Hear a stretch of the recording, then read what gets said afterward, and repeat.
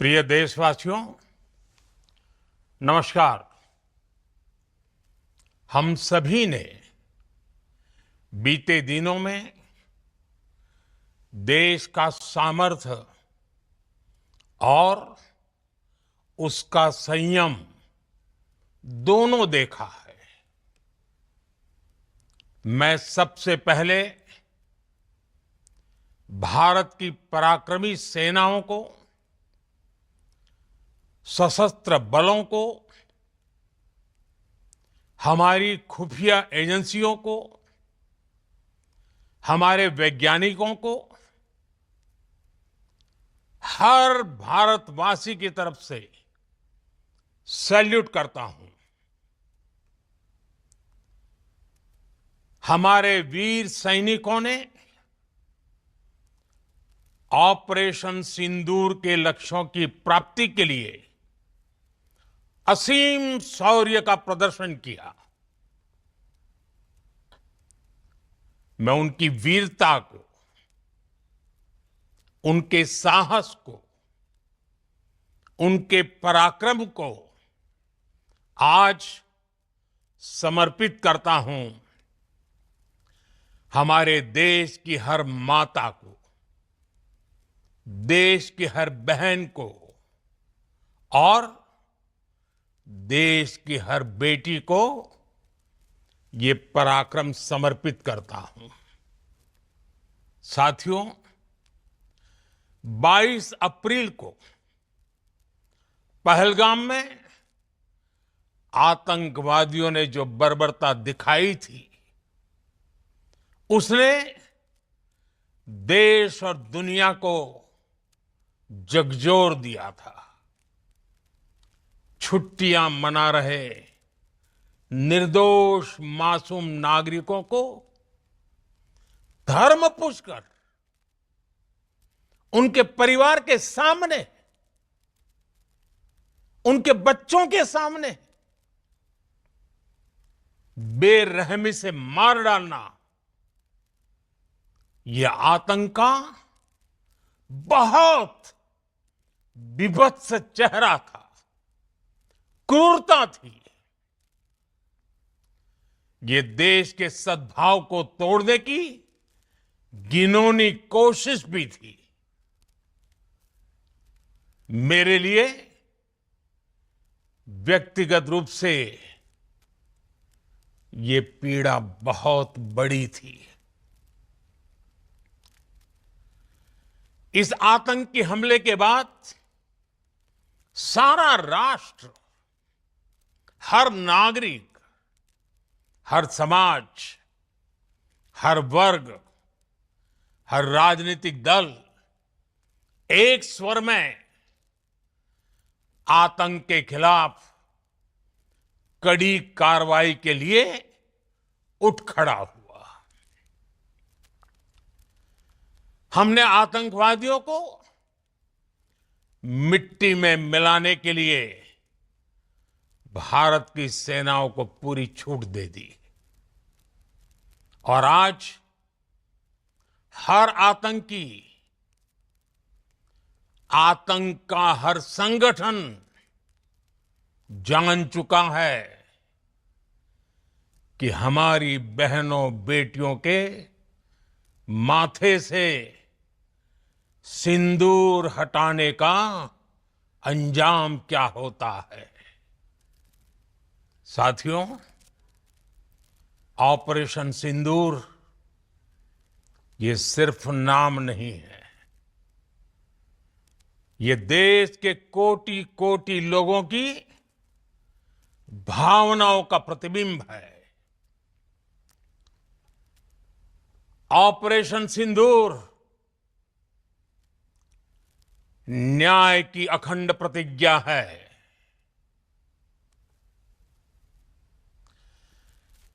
6 मई की देर रात, 7 मई की सुबह पूरी दुनिया ने इस प्रतिज्ञा को परिणाम में बदलते देखा है। भारत की सेनाओं ने पाकिस्तान में आतंक के ठिकानों पर, उनके ट्रेनिंग सेंटर्स पर सटीक प्रहार किया। आतंकियों ने सपने में भी नहीं सोचा था कि भारत इतना बड़ा फैसला ले सकता है।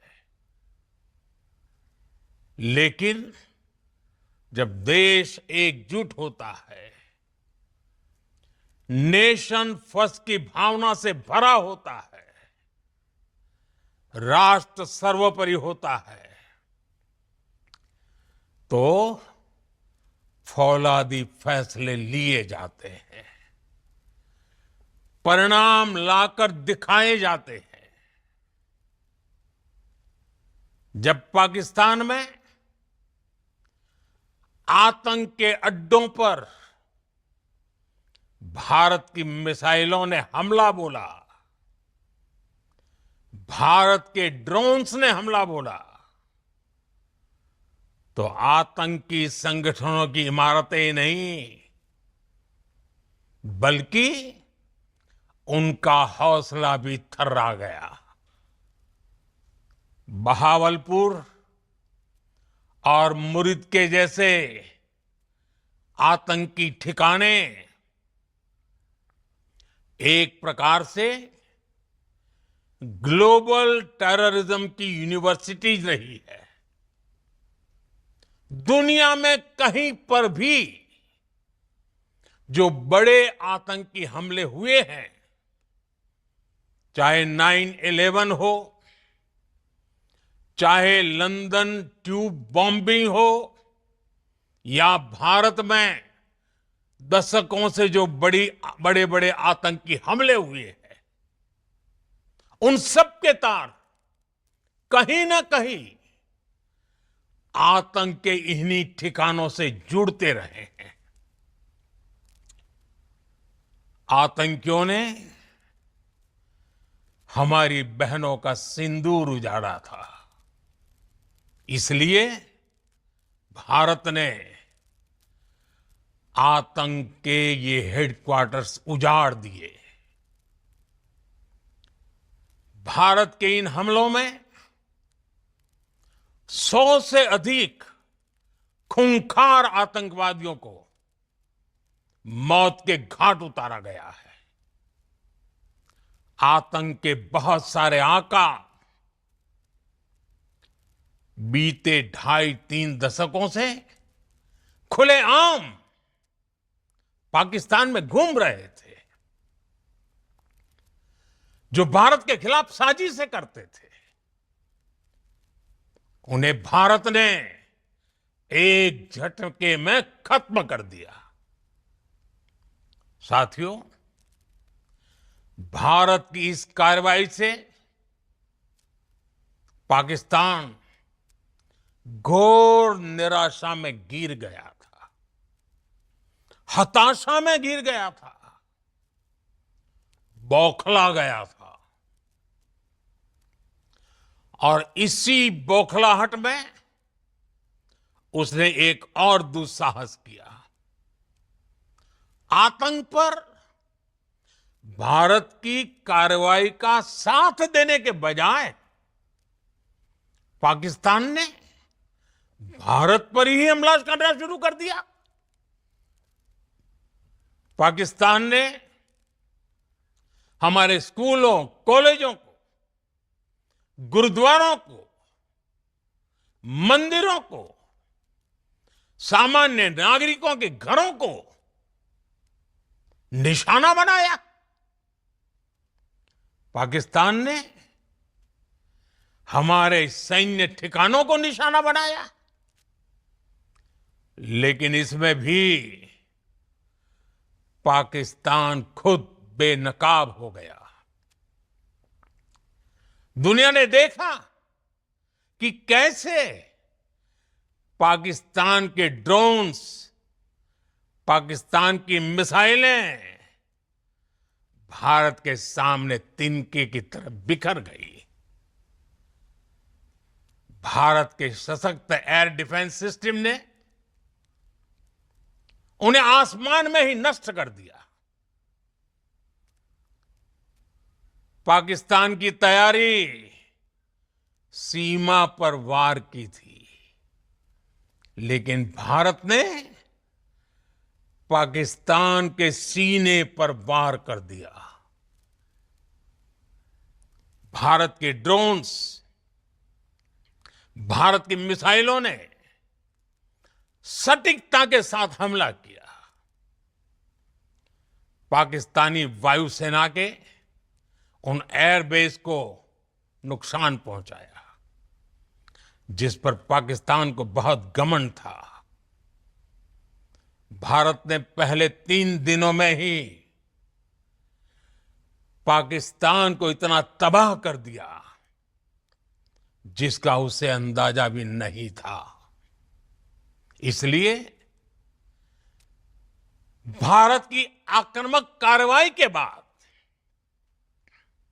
पाकिस्तान बचने के रास्ते खोजने लगा। पाकिस्तान दुनिया भर में तनाव कम करने के लिए गुहार लगा रहा था और बुरी तरह पीटने के बाद इसी मजबूरी में 10 मई की दोपहर को पाकिस्तानी सेना ने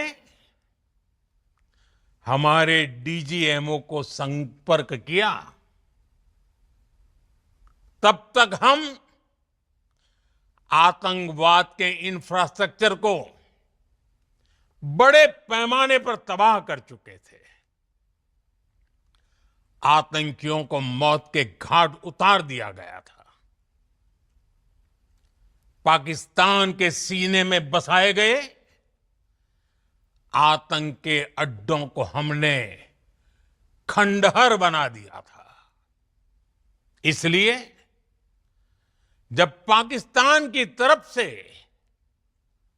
गुहार लगाई गई, पाकिस्तान की तरफ से जब ये कहा गया कि उसकी ओर से आगे कोई आतंकी गतिविधि और सैन्य दुस्साहस नहीं दिखाया जाएगा, तो भारत ने भी उस पर विचार किया। और मैं फिर दोहरा रहा हूं, हमने पाकिस्तान के आतंकी और सैन्य ठिकानों पर अपनी जवाबी कार्रवाई को अभी सिर्फ स्थगित किया है। आने वाले दिनों में हम पाकिस्तान के हर कदम को इस कसौटी पर मापेंगे कि वो क्या रवैया अपनाता है। साथियों, भारत की तीनों सेनाएं, हमारी एयरफोर्स, हमारी आर्मी और हमारी नेवी, हमारी border security force BSF, Bharat के अर्धसैनिक बल लगातार अलर्ट पर है। सर्जिकल स्ट्राइक और एयर स्ट्राइक के बाद अब ऑपरेशन सिंदूर आतंक के खिलाफ भारत की नीति है। ऑपरेशन सिंदूर ने आतंक के खिलाफ लड़ाई में एक नई लकीर खींच दी है, एक नया पैमाना, न्यू नॉर्मल तय कर दिया है। पहला, भारत पर आतंकी हमला हुआ तो मुंह तोड़ जवाब दिया जाएगा। हम अपने तरीके से, अपनी शर्तों पर जवाब देकर रहेंगे। हर उस जगह जाकर कठोर कार्रवाई करेंगे जहां से आतंक की जड़ें निकलती हैं। दूसरा, कोई भी न्यूक्लियर ब्लैकमेल भारत नहीं सहेगा। न्यूक्लियर ब्लैकमेल की आड़ में पनप रहे आतंकी ठिकानों पर भारत सटीक और निर्णायक प्रहार करेगा। तीसरा, हम आतंक की सरपरस्त सरकार और आतंक के आकाओं को अलग अलग नहीं देखेंगे। ऑपरेशन सिंदूर के दौरान दुनिया ने पाकिस्तान का वो घिनौना सच फिर देखा है, जब मारे गए आतंकियों को विदाई देने पाकिस्तानी सेना के बड़े बड़े अफसर उमड़ पड़े। स्टेट स्पॉन्सर्ड टेररिज्म का ये बहुत बड़ा सबूत है। हम भारत और अपने नागरिकों को किसी भी खतरे से बचाने के लिए लगातार निर्णायक कदम उठाते रहेंगे। साथियों, युद्ध के मैदान पर हमने हर बार पाकिस्तान को धूल चटाई है और इस बार ऑपरेशन सिंदूर ने नया आयाम जोड़ा है। हमने रेगिस्तानों और पहाड़ों में अपनी क्षमता का शानदार प्रदर्शन किया और साथ ही न्यू एज वॉरफेयर में भी अपनी श्रेष्ठता सिद्ध की। इस ऑपरेशन के दौरान हमारे मेड इन इंडिया हथियारों की प्रामाणिकता सिद्ध हुई। आज दुनिया देख रही है 21वीं सदी के वॉरफेयर में made in India defence equipments, इसका समय आ चुका है। साथियों, हर प्रकार के आतंकवाद के खिलाफ